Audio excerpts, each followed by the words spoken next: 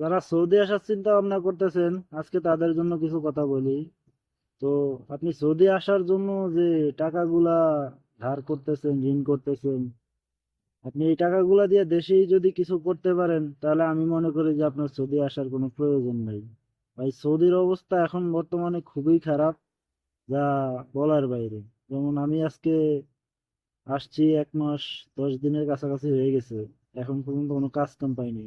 কাজ কাম পাইনি সেটা বড় বিষয় না, বিষয় হচ্ছে আমাদের 3 মাসের যে আকামাটা দিছে ভাই, এই আকামার যে মেয়াদ শেষ হয়ে গেলে তখন মনে করেন যে আমার যদি আকামা না দেয়, তখন আমি বাসাতে যদি বেরোতে না পারি, তাহলে মনে করেন যে আমার কি পরিস্থিতি হবে বুঝতে পারতেছেন।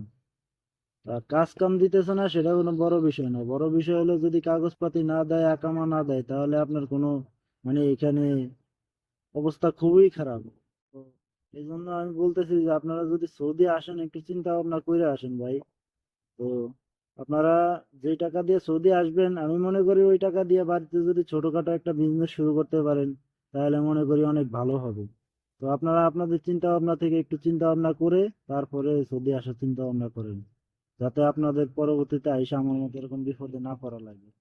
তো সবাই চিন্তা ভাবনা কইরা একটা ভালো ডিসিশন নেন, নিয়ে তারপরে যদি মনে হয় সৌদিতে আসতে পারেন, আসেন।